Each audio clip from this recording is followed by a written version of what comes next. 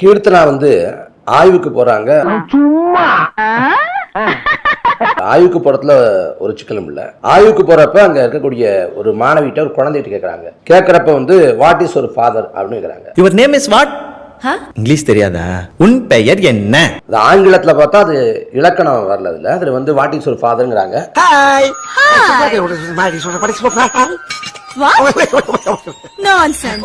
அப்படி பதில் சொல்ல முடியலன்னா இவங்களே வந்து அதை தமிழாக்கம் பண்ணி சொல்லி கொடுத்து, ஆனா அதுல வந்து ரொம்ப ஒரு அதிகார தோரணையோட ஒரு அடாவடித்தனமான ஒரு உடல் மொழியோட எருவு மாடு மாதிரி வளர்ந்து இண்டஸ்ட்ரியல் மினிஸ்டரா இருக்க உனக்கே இங்கிலீஷ் தெரியல, இதுல அரசு பள்ளி மாணவர்கள்ட்ட போய் பீட் விட்டு இருக்கீங்க. இவங்களே எப்படி இருக்காங்கன்னா கடைசி இருக்கக்கூடியவங்க எப்படி இருப்பாங்க அப்படின்னு கேட்கறதுலாம் ரொம்ப அநாகரிகமானது. வந்துகிட்டு பெரிய இடம் ரீசெண்டா நடந்துக்க. ஆமா, இவர் ரொம்ப டீசெண்டா இருக்கிறாரு. ஒருவேளை அந்த குழந்தை பதில் சொல்லலன்னா அந்த காணொலி எப்படி உள்ள வந்துச்சு? யாரு விட்டா? வேற யாரு? நான் தான். அதுக்கு பிறகு இவங்க பார்த்தா திடீர்னு பார்த்தா நானும் அரசு பள்ளிலாம் படித்தேன் அப்படின்னு பதிவு போடுறாங்க. ஆனால் இவங்க படித்தது அரசு பள்ளி கிடையாது, அரசு உதவியோடு இயங்கக்கூடிய ஒரு தனியார் பள்ளிக்கூடம் தான். இங்க ஒரு ஆமை உட்கார்ந்து எங்கீங்க? இப்பதாங்க நடந்துகிட்டே போச்சு. ஒரு பஞ்சாயத்தடா முடிச்சு வச்சு பாரு, நமக்காக அம்பட்டு போலும் புள்ள குட்டியோட வெயில்ல காத்து கிடக்குறாங்களே. எனக்கு தெரிஞ்சு கீர்த்தனா மேடமோட அந்த இன்ஸ்டாகிராம் பேஜ்லயோ இல்ல அவங்களுக்கு சம்பந்தமான எந்த இணையதளத்திலயோ அந்த வீடியோ வெளியில வரல. இல்லப்பா, சுத்தி கேமரா வச்சிருப்பாங்க. நம்ம ரெண்டு பேரும் பேசுறத நம்மளுக்கே தெரியாம படமா எடுத்து போட்டு காட்டுவாங்கப்பா. ஃபார் எக்ஸாம்பிள் இப்ப மேடம் சொல்ற மாதிரி ஒரு ஊடகமே உள்ள வராங்கன்னா ப்ளீஸ் வெயிட் அவுட் சைடு, வெளியில காத்துருங்க. நான் மாணவர்கள்ட்ட பேசிட்டு நான் வெளில வந்து உங்கள்கிட்ட நான் மாணவர்கள்ட்ட என்ன பேசுறேங்கிறத நான் எக்ஸ்பிரஸ் பண்றேன். நாங்க அப்படி இல்ல. ஹலோ ரிப்போர்ட்டர்ஸ், எல்லாரும் உள்ள வர்றீங்க, நடக்கிற பூரா அப்படியே ஷூட் பண்றீங்க. Okay okay sir, follow me. அமைச்சர் கீர்த்தனா எப்படி அமைச்சர் ஆனாங்க? ஆங்கிலம் கற்றறிந்த ஒரு மேதையா மாதிரி அமைச்சர் ஆனாங்களா? ரீல்ஸ் போட்டு தானே அமைச்சர் ஆயிருக்கிறாங்க.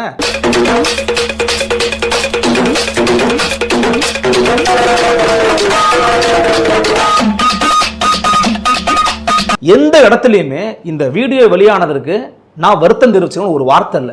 This is an unwanted statement irrelevant to the current situation. ஏன்னா அவர் தலைவர்கிட்ட இந்த வார்த்தை வராது. நான் செவனேந்தானா போய்க்கிருந்தேன். யாரு வம்பு தும்புக்காச்சும் போனா தார்மீக அடிப்படையில் எங்க கொண்டு வந்து எதை எனக்கு தலைவன் எப்படியோ தொண்டன் அப்படிங்க. நான் ஒரு பரதேசி, என்ன சுத்தி ஏகப்பட்ட பரதேசி. அவர் என்னங்க தப்பு பண்ணாரு? போங்கண்ணா, இப்பெல்லாம் சின்ன சின்ன விஷயத்த ஊதி ஊதி பெருசாக்குறீங்க. தார்மீகம்னா என்ன? பண்ணிருக்கீங்களோ பண்ணலையோ அதுல நான் சம்பந்தப்பட்டுக்க நான் வருத்தம் தெரிவிக்கிறேன். அவர் எப்படிங்க சம்பந்தப்பட்டாரு? என்ன கேள்வி கேக்குற நீ? அதான் 1000 தடவை சொல்லிட்டேன்ல. அமைச்சருக்கு ஆங்கிலம் தெரியலன்னு ஏன் பேசுறாங்கன்னு சொல்லுங்க. அதுதான் சார், இன்னைக்கும் நீங்க அமைச்சரா இருந்தாலும் ஆங்கிலம் தெரியலன்னு பேசுறீங்களா? அது ஏன் பேசுறீங்க சொல்லுங்களேன். ஏன் சொல்லுங்க, நான் எப்படி சொல்ல முடியும்? உங்களாலே சொல்ல முடியல, அப்புறம் நான் எப்படி சார் சொல்ல முடியும்? இப்ப இந்த விஷயம் நடந்தனால நீங்க பேசுறீங்க. ஆமாங்க, ஏன் பேசணும்னு பதில் சொல்லுங்க. கேள்வி கேட்கறது ரொம்ப ஈஸி மாமா, பதில் சொல்றது தான் கஷ்டம். சொல்லி பார்த்தா தான் தெரியும். உடனே அவங்களுடைய இன்எக்ஸ்பீரியன்ஸ்டு, அவங்களுக்கு எந்த விதமான அனுபவமும் இல்ல அப்படினால பேசுறாங்க. அனுபவம் இல்ல சார், அதுதான் சார் உண்மை. ஐயோ, என்ன நானே போட்டு கொடுத்துட்டேனே. குழந்தையோட வீடியோ வெளியிட்டு ஆளும் கட்சியை வந்து அசிங்கப்படுத்துறேன்றது பேர்ல அந்த குழந்தையை அசிங்கப்படுத்திருக்கீங்க. அடேப்பா, இல்ல இல்ல, யார் வெளியிட்டது? வீடியோ யார் வெளியிட்டது மேம்? யார் வெளியிட்டானே? அதான் மேம், வீடியோ யார் வெளியிட்டது மேம்? ஒரு நிமிஷம், வீடியோ யார் வெளியிட்டது? இப்ப தெரியல மேம். இந்த விளையாட்டெல்லாம் என்னிட்ட வச்சுக்காத. தெரியாது தெரியாது தெரியாது. என்னன்னு தெரியாது? ஒரு நிமிஷம் சார், ஒரு நிமிஷம் சார், சார் ஒரு நிமிஷம் சார், சார் ஒரு நிமிஷம் சார், ஒரு நிமிஷம் சார். நீங்க நடந்துகிட்டது தப்பு. நீங்க அதை வந்து தப்பு நீங்க எதிர்க்கட்சியா இருந்து சொல்றீங்க, அது எல்லாம் ஓகே. ஆனா அந்த குழந்தையோட வீடியோவை போடும்போது நீங்க பிளர் பண்ணி போட்டுக்கலாம்ல. என்னடா பேத்தலமா பேசிக்கிட்டு இருக்க? பேத்தலமா. நம்ம அரசு பள்ளிகள் பக்கம் மக்களை ஈர்க்கணும், மாணவர்கள் ஈர்க்கணும்னா அதனுடைய பாஸ் பர்சன்டேஜ் இன்க்ரீஸ் பண்ணோம்னா ஆட்டோமேட்டிக்கா வருவாங்க. அடடடட, எவ்வளவு பெரிய விஞ்ஞானி நீங்க எல்லாம். பர்மனண்டா சந்திரமண்டலத்திலே தங்க வேண்டியவங்க, தவறி போய் பூமியில் இருக்கீங்க. இன்னைக்கு பிரைவேட்டுக்கு போறது காரணம் என்னன்னா இருக்குமா? இவ்ளோ கம்மியா இருக்கு. இதுல இருந்து இவ்ளோ உயர்த்தணும்ன்ற நம்பர் தான நான் கேக்குறேன். டேட்டாவோட பேசலாமே. டேய், உங்களுக்கு வெக்கமே இல்லையாடா? போன ஆட்சி காலத்துல முக்கியமா எல்லாருமே சொல்றது அந்த பள்ளி என்ன இன்னைக்கு ரொம்ப ஜாம் ஆகுது. எடப்பாடி பழனிசாமி ஆட்சி காலத்துல அந்த 4 ஆண்டு காலம் பள்ளி கல்வித்துறையின் செயல்பாடு என்னவாக இருந்தது? சூப்பரா இருந்துச்சு. ஆதாரம் இருக்கா? இல்ல.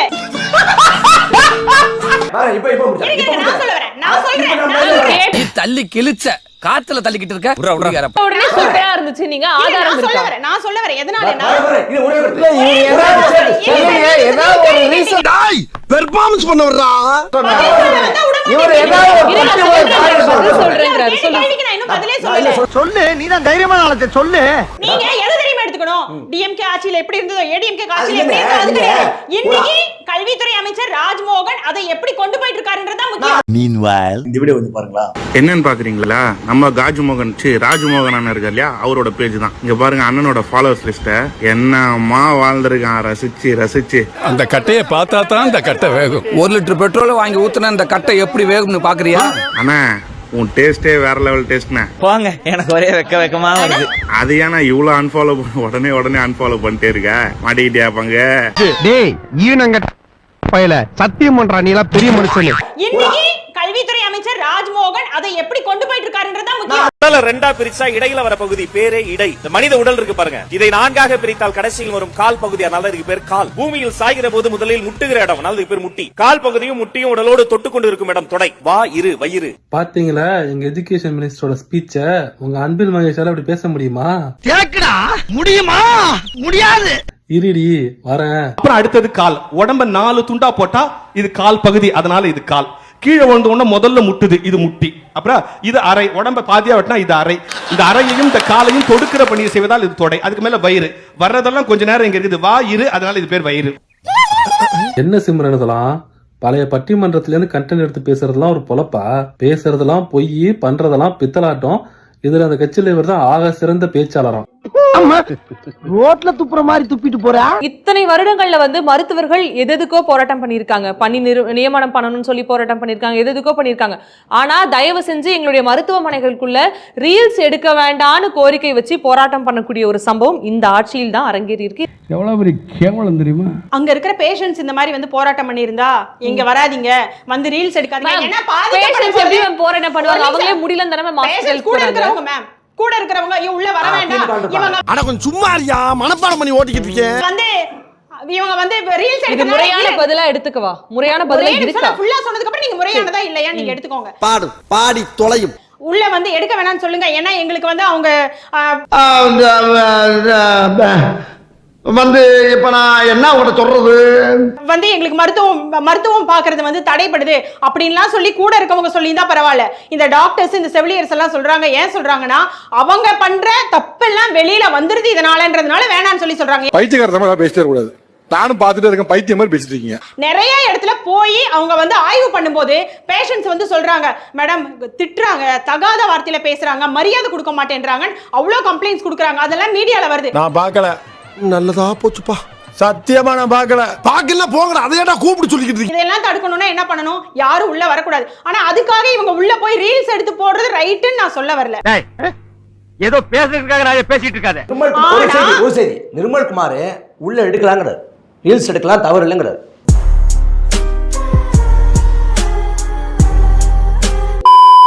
மற்ற கட்சிகள்ல அந்த மாதிரி நடக்கிறது இல்ல மேம். எங்க கட்சியில கண்டிப்பா நடக்குது. தப்புன்னு பண்ணா யாரா இருந்தாலும் சரி அவங்க மீது ஒழுங்கு நடவடிக்கை எடுக்கப்படுது. அப்படியே குத்தம் மூக்குல இருந்து ரத்தம் வரும். ஓபனா சொல்றாங்க இந்த மாதிரி பண்ணாதீங்கன்னு. அதை மீறி பண்றவங்க மேல கண்டிப்பா ஒழுங்கு நடவடிக்கை எடுத்துட்டு இருக்காங்க. பாராநாய அங்க பாராநாய. டிவிக்கு அமைச்சர் இப்ப சமீபத்துல ஒரு வீடியோ ஒன்று பார்த்திருப்பீங்க. அது வந்து பாத்தீங்கன்னா இந்த ஐபிஎல் மேட்ச்ல வந்து போயிட்டு இருக்கும்போது மாவு மாரி கொட்டி பண்ணிட்டு இருக்கிறாரு. அவர் என்ன சொல்றாருன்னா அது மாவு கிடையாது, குழந்தைக்கு வந்து மாத்திரை கொடுத்துட்டாரு. இது எப்படி பாக்குறீங்க? அவர் வந்து கட்சி விட்டு வந்து நீக்குவார் விஜய் அவர்கள்? ஏன்னா இவ்வளவு அப்பட்டமா இருக்கு செய்திகளும். ஏன்னா அவரு அதுக்கு பதில் கொடுக்காம போயிருந்தா கூட ஓகே, ஆனா அவர் பதில் கொடுத்ததால பார்த்தோன்னா அது இன்னும் ரொம்ப ஸ்ட்ராங் ஆயிடுச்சு. அது இவர் பதில் கொடுக்கறதெல்லாம் வந்து அது வந்து ஒரு சும்மா கண் தொடைப்பு, மக்களை ஏமாத்துறது. அப்போ அவர் அந்த ஆக்ஷன் எடுக்கணும். அவர் வந்து அந்த அமைச்சர் மேல ஆக்ஷன் எடுத்துதான் ஆகணும். அந்த அமைச்சரை நம்பி நம்ம அந்த தமிழ்நாடு கிடையாது. இல்ல விஜய் நினைச்சா தூக்கலாம். அவரு கண்டிப்பா அதை செய்வாருன்னு தான் மக்களும் எதிர்பார்க்கறாங்க. அது என்ன முடிவு வரப்போதுன்னு நம்ம கையில இல்லல்ல. யாரு நம்ம பொள்ளாச்சி தம்பிங்களாமா? அவர் என்ன ஹெல்ப் பண்றாருன்னு நீங்களே பாருங்க. நீ நானும் வேற இல்லடா, ரெண்டு பேரும் ஜோக்கடா. ஓபனா சொல்றாங்க இந்த மாதிரி பண்ணாதீங்கன்னு. அதை மீறி பண்றவங்க மேல கண்டிப்பா ஒழுங்கு நடவடிக்கை எடுத்துட்டு இருக்காங்க. வெக்கமா இல்ல? அரசு பள்ளியில யாரும் சேர வேணாம், பிரைவேட் ஹாஸ்பிடல்ல இது ஐயோ தப்பா பேசுற மாதிரி இருக்கு. அரசு பள்ளியில யாரும் சேர வேணாம், அரசு பள்ளியில யாரும் சேர வேணாம். நான் உளறிக்கனே அவனை உணர்றதுக்கு நாக்கே இல்லாம பண்ணிடுவேன். பிரைவேட் ஸ்கூல்ஸ்ல போய் சேருங்க அப்படின்னு வந்து சொல்றது உண்மையாவே அது உண்மையே கிடையாது. அப்படி கிடையவே கிடையாது. சார் என்ன சொல்ல வரீங்க?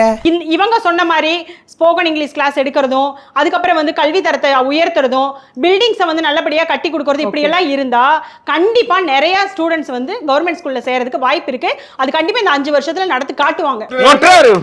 தமிழகத்தில் உள்ள அரசு பள்ளிகளுக்குள் அரசியல் கட்சியை சார்ந்தவர்களுக்கு அனுமதி இல்லை என்றும் தேவையின்றி யாரும் பள்ளிகளுக்குள் செல்லக்கூடாது என அமைச்சர் ராஜ்மோகன் தெரிவித்துள்ளார். அவன் கிடக்கிறான்டா மயிராண்டி.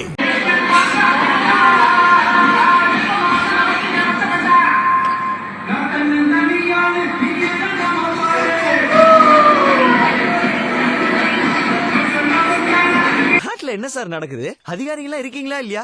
நாடு எங்க சார் போகுது? நாடு நாசமா போகுது. இன்னைக்கு நடந்த அந்த கட்சி சார்பாக நடத்தப்பட்ட அந்த நிகழ்ச்சியினுடைய லைவ் டெலிகாஸ்ட்டை இன்னைக்கு ஒரு ஸ்கூல்ல அந்த ஸ்மார்ட் டிவியில் ஒளிபரப்பியிருக்காங்க. எல்லா மாணவர்களையும் கிளாஸ் ரூம்ல உட்கார வச்சு அந்த டீச்சர் வந்து அந்த டிவியில அந்த நிகழ்ச்சியை போட்டு காமிச்சிருக்கிறாங்க. சோத்துக்கு பியத்திக்கிற நாய்களா. உண்மையிலேயே இது ராஜ்மோகன் அவர்களுக்கு தெரிஞ்சுதான் நடக்குதா அல்லது தெரியாம நடக்குதாங்கிறது நமக்கு தெரியல. ஒருவேளை தெரியாம நடக்குதுனாக்கா ராஜ்மோகன் அவர்களே, இன்னைக்கு இந்த வீடியோ வைரல் ஆயிருக்கு, அதனால தயவு செய்து அது சம்பந்தப்பட்ட பள்ளியின் மீது நீங்கள் நடவடிக்கை எடுக்க வேண்டும். அந்த டெலிகாஸ்ட் யார் ரெடி பண்ணாவோ அது சம்பந்தப்பட்ட ஆசிரியர்களோ அல்லது தலைமை ஆசிரியரோ அல்லது கிளாஸ் டீச்சரோ யாரெல்லாம் சம்பந்தப்பட்டவர்களோ எல்லாரையும் பணி நீக்கம் செய்யப்பட வேண்டும். வாய்ப்பில்லை ராஜா, வாய்ப்பு. ஒரு நாள் இந்த திரை மோகத்தை எல்லாம் அடித்து நொறுக்கி உங்கள் போலி முகத்திரைகளை கிழித்தெறியும் அறிவார்ந்த தலைமுறைகளை நாங்கள் உருவாக்கும். நீ கனவு கண்டுகிட்டு இருக்கிற புரட்சி இயக்கம் இதெல்லாம் என்னைக்கோ நீத்து போச்சு. உனக்கு சித்தாந்தம் கத்து கொடுத்த பெரியவங்க எல்லாம் செத்து போயிட்டாங்க, பாதி பேர் ரிட்டையர் ஆயிட்டாங்க. இப்ப மிச்சம் இருக்கிறது ஒன்ன மாதிரி ஆளுங்க தான். பொறுக்கிக்கும் போராளிக்கும் கலப்பு திருமணம் செஞ்சதுல பிறந்த புள்ள நீ. உனக்கு அப்புறம் இருக்கிற சந்ததியை ஒத்துப்பார். சினிமா பார்த்து வளர்ந்த பலகீனமான கூட்டம் தான் தெரியும். ரைட்லா, ரைட் இருந்தா ஊருக்கு, இல்லைன்னா சாமிக்கு. ஸ்டார்ட் பண்ணு.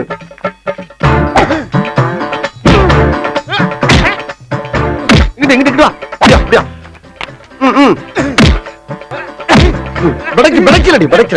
மண்டல மட்டும் அடிச்சிடாத, குலக்கேசல் உள்ள போயிருவேன். சரியா? உங்க வீட்டு பிள்ளையா நினைச்சு எல்லாரும் என்னை மன்னிச்சிருக்க.